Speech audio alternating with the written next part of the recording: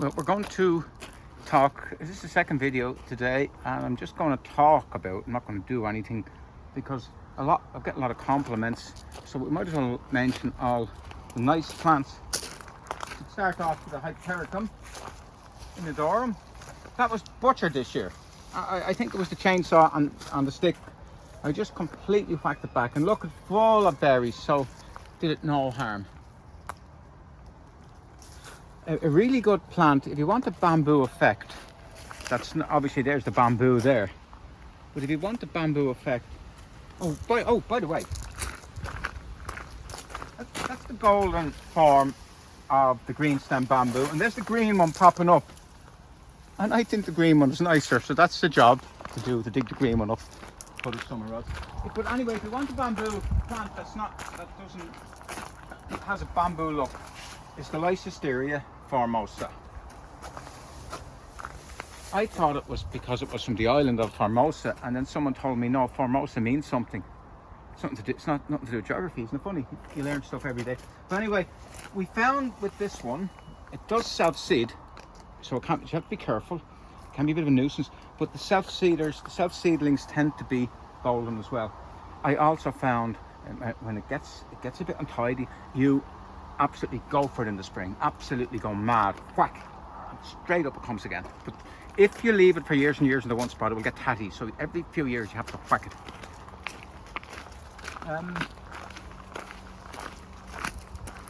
We have Molinias, that's transparent, with very heavy rain, and it's falling down a little bit.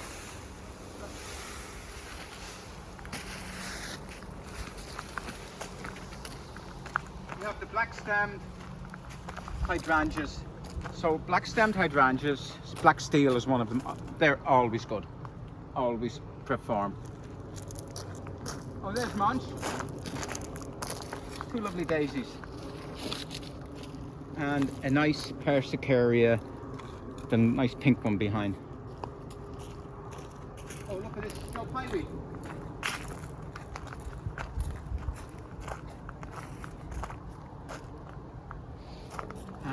Full of bees, even with honeybees, actually honeybees, not bumblebees. Oh, there's a bumblebee as well, but look at all the honeybees, and the odd butterfly as well. Wowee, I'm going to charge them.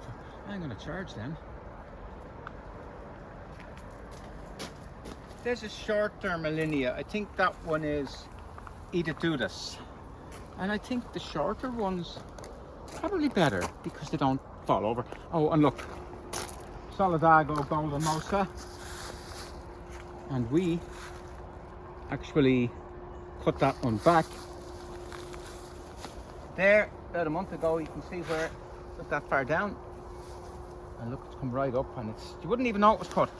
But if I didn't cut it back, because of our rich soil, it would have flopped over.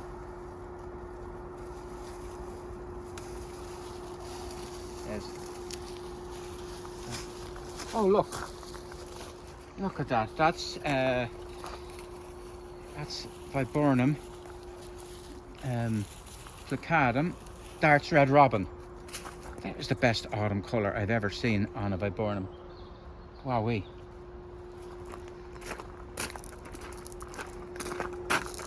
Let's have a look around here.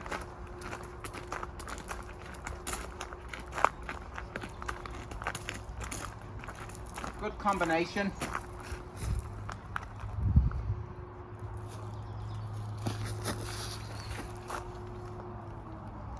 The Elder and the Acer Bihu. And look at this as well. It's a good combination.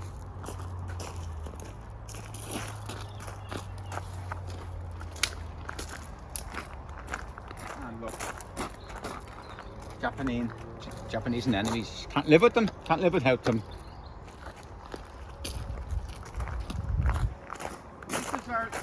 This is the bed that was only done last year, and everything is very fresh. We were going to cut that back and we left it, Ligularia The Rocket, and I'm kind of glad we did because it does give a bit of structure. Aster Little Carlo. We're having a few issues here. But we have loads of plants that have put their name forward to be planted here. There's loads of plants, big list of plants, so I'll have to go through them and pick my favourite. Oh look, this is sweet Heidi. Look at that, how well that's doing.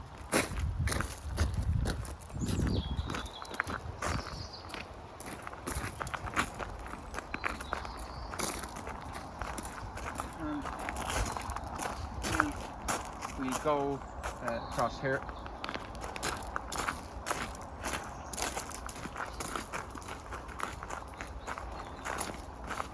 That's Rosa Kew Gardens. It's wrongly placed. Well, it was once upon a time rightly placed. Everything's grown around, so it is not a happy camper. And I don't like the look of that. So we get you in a nice place, a nice sunnier spot, and we put something else there instead.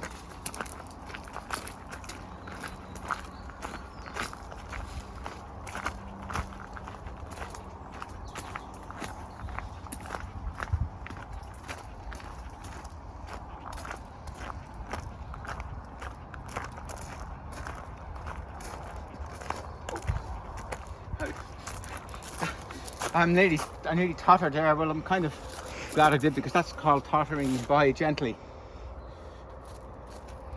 and it needs maybe a little bit of pruning of the dead stuff, but it's a lovely clear yellow. I think it's a good David Austin. I think it's going to get better as the years go on.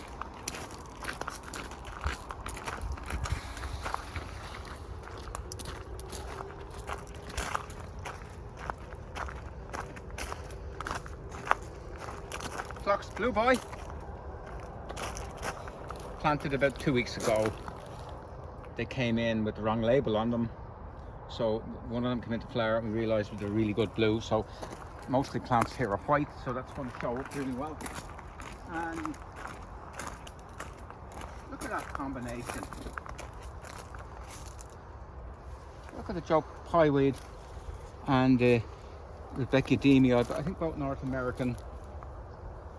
That's the oldest perennial plant in this garden. And what happened, I was doing a garden, and I brought a big piece back home from I was taking it out from a garden, and it was sort of a slab, like a slab of root, and this was just a field.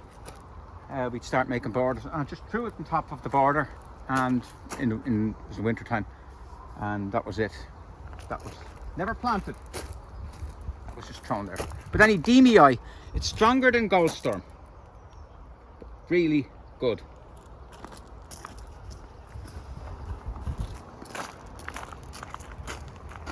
Now, if we were less lazy, we would have removed those flowers a bit earlier, and we probably would have got an autumn display. From Achillea Moonshine.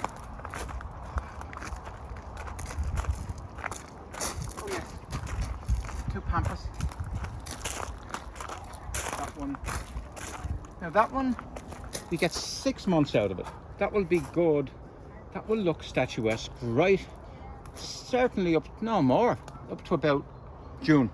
We remove the spent flowers next June, so we'll get more than 6 months.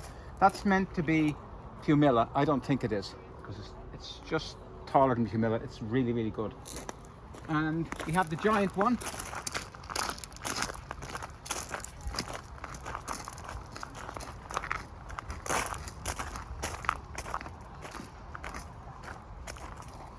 Now I'm hoping, a lot of it flopped last year. I'm hoping we had a very, very dry July here, and I'm hoping that the growth is going to be much tighter this year, and it won't flop and the flowers won't fall out. The flower stems, a lot of flower stems won't break. I'm just hoping. And so the main thing you do with a plant like that is never let water near it. You want to keep it tight. It's growing as tight as possible, unlike Cotinus Grace. And I think that the leaf is starting to get bigger. Or is it my imagination? to finish off over here. I have to say, since we extended out the trees, the weeping, the purple weeping beech, purple fountain, and the two Scots pine, they look like they were planted there deliberately.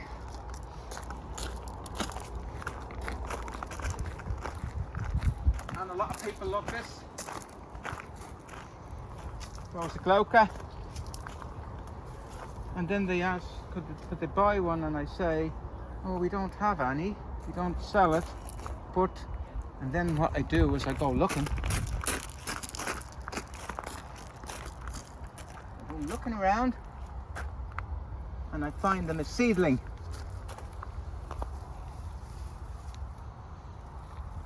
There's one there.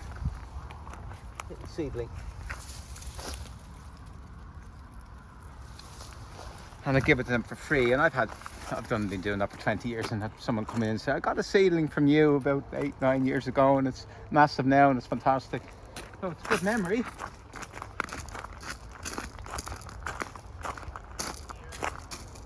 And there we have Lemon Queen. That's, of all the perennial sunflowers, that's the most cast iron of them. That is so easy to grow. Helianthus Lemon Queen.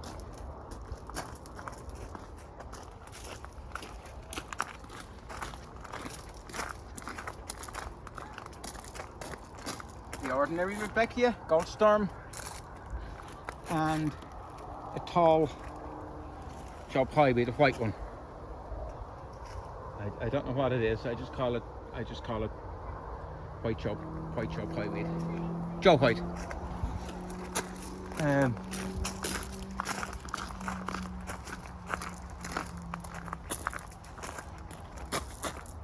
look at that. It's good, isn't it? She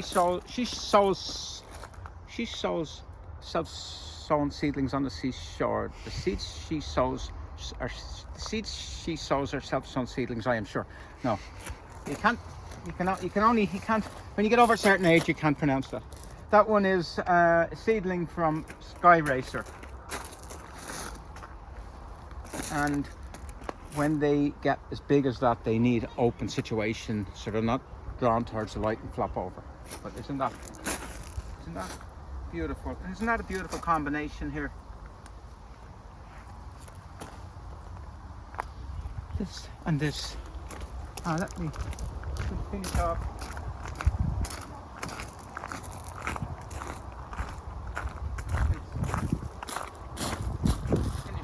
Let me see.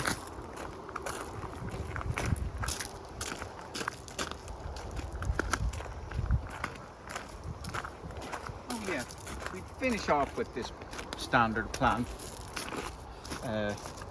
Hydrangea Annabelle, and the one over there is flopping and this one isn't, because it's south facing and the trees are sucking all the water out, so it's keeping it tight.